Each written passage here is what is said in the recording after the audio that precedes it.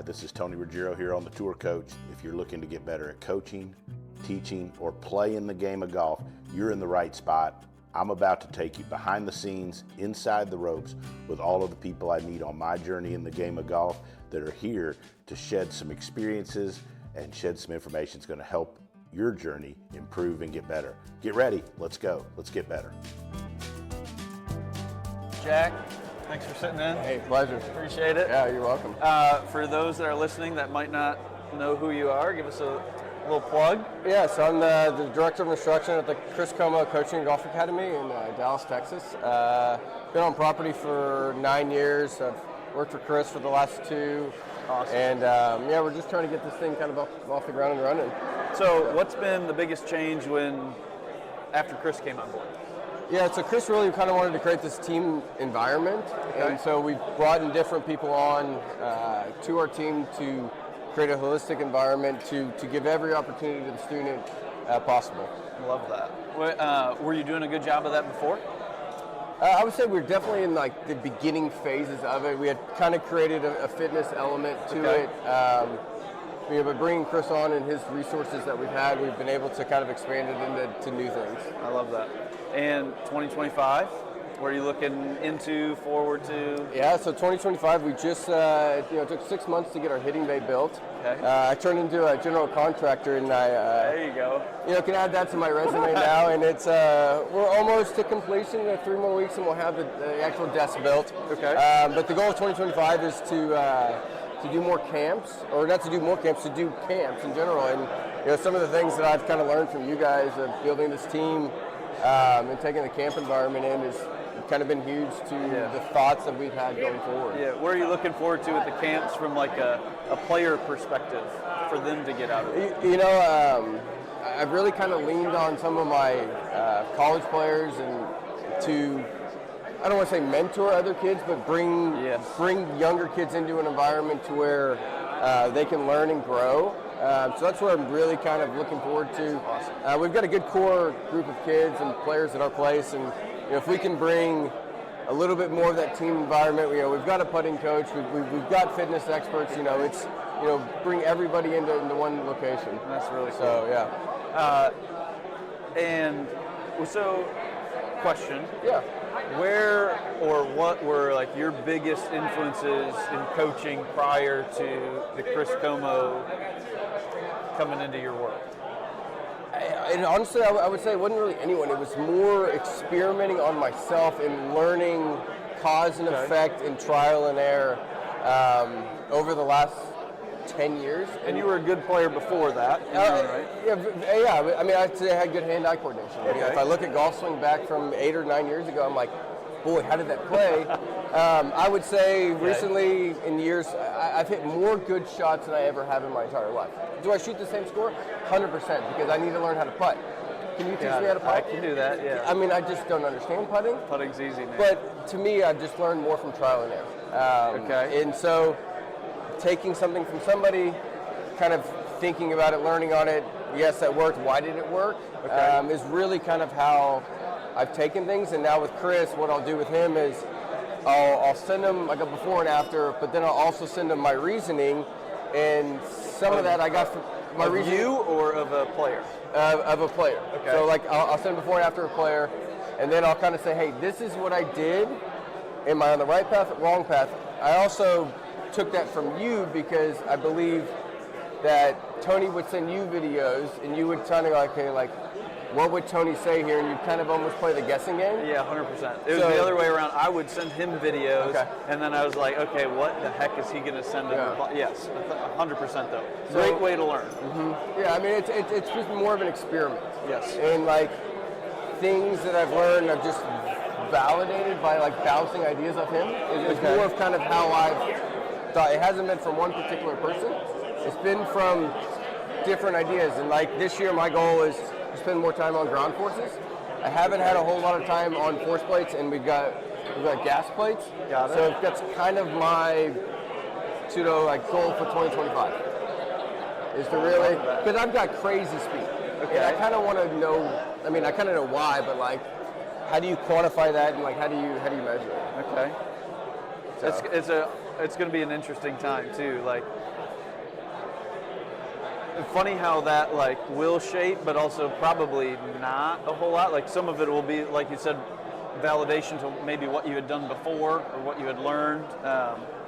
Yeah, I'm weird with technology though. But. See, like, so I'm the guy. So on. I have my TrackMan up every time. Okay. I got videos every swing, so I can see it on my computer. I mostly use TrackMan for video because it just records automatically over and over. Okay. Like I'll use it for like numbers, but like I don't want to say like I don't let my eyes tell me what's going on. Like, how often are you fooled by a TrackMan? Not that often. Yeah, every now and then there's something where you're like, oh boy, but okay.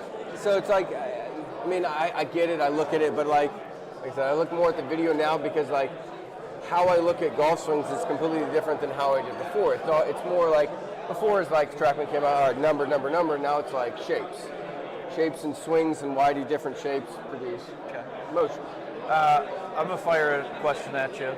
One that I like to ask coaches that have been great models for us that are maybe more experienced or have been doing this longer is like, where do you see or where do they see instruction in 10 years and 15 years and 20 years when they're maybe not in the game, but like, or maybe on the younger end of that spectrum, don't feel like it, but okay, in 10 years and 15 and 20 years when we're still doing this, where do you see it going, or what would be your goal with golf instruction? I mean, I guess personal goal is probably to do some online stuff. I haven't yet really dived into that online portion. I mean, I know it's there. I mean, we had a conversation about AI earlier and how AI potentially could, just spit out answers and create models and things like that. And so it just gets you thinking of like, will we be needed? But I think we always will be needed because like the golfer in front of you can't compute basic information like that because their background. Okay, that's fair. What about the industry as a... There we go. Good to see you. Good to see you. No, I just needed a place to sit and have a beer. A little bit of both. Did you see Come over there? You can be like, hey, you called me out in the meeting. I know. You didn't know what a bad month or two I had. Yeah. I tolerated him for 5 years when he was trying to figure this out. Yeah. He was so It's still a guessing game. I mean, but that's what the blessing of Chris. This group, it wasn't long after he left the off-season this kind of started. Yeah. Good to see you.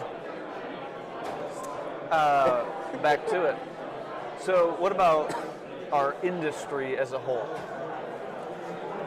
I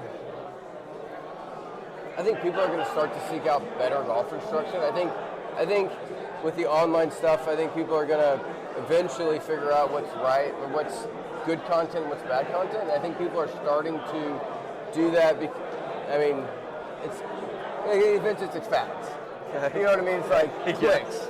And who's actually putting good stuff out there, and who's actually just throwing random tips out there. So I mean, it onto the wall. Yeah, I mean, I think eventually that all kind of fades out because there'll be a different trend. So that's kind of where I think we're just going. It might be some cleaner stuff. Okay, that's fair. What about you? Yeah, I think that's a good, an interesting topic is the social media stuff. I've been more open to it of late. I mean, I do a little bit online. I did a lot online last year when I was down and out being injured, and I learned how much of a benefit it is. I used to knock it before, but I think it is great, honestly, I really do. The content is an interesting one. I'm not big on that. I think there's tons of merit to it. Like, people will always go to YouTube and search for something. Yeah. How to get better, right? But yeah, being able to maybe group that information so that people can pick it up in a fashion that will actually make them better. And also too, I think it'd be really cool to see that stuff click more with the younger generation, because like we're always trying to grow the game and like make it a little bit bigger as a whole in the industry. So like what can we do that's going to attract juniors that will develop them into maybe better players, but also recreational players when they're older? I mean, I guess I would also say then like camps. Like I think that's really going to change. Like doing camps, doing things like where you're getting people together and you're not doing so much just phone one-on-one. Like I mean, like Okay. if you think about any other sport, like that's all you do is camps all summer. True. And so I definitely think Especially at a young age. for sure. And so I definitely there's something to that. I like that. Okay. And so it's like it keeps, not that you're kind of creating this like bubble, but like you are, like the more people you get to the camp, then you're kind of creating this platform, I guess you could say. And I think too, technology-wise, I feel like we've done a bunch. Like this stuff we're staring at over here, grip pressure, like we've been talking about this for years. Finally, stuff is coming out on it. That's great, but like how much else is there to really measure? And I think the only stuff maybe to measure yet is becoming more specific anatomically with people on a micro level and giving them better resources. That's where I see it for sure in 10, 20 years. I don't know about next year. So we talked about grip pressure, like that sensor system, and we kind of said like if you did bring something on like that, you would almost need to have somebody dedicated full time to it. Yeah. And I can't do that, and I don't think any of the other guys have the time to sift through all the data and collecting. And so it's like more of a research project than anything right now. Yeah, it's funny because you see coaches that are specialized, right? You have putting coaches, you have short game guys, you have full swing guys, whatever. And then you have guys that are really great with some of the tech stuff. I think applying it to the masses, you're at a special place. Yeah. And you have the ability to have a bunch of people there.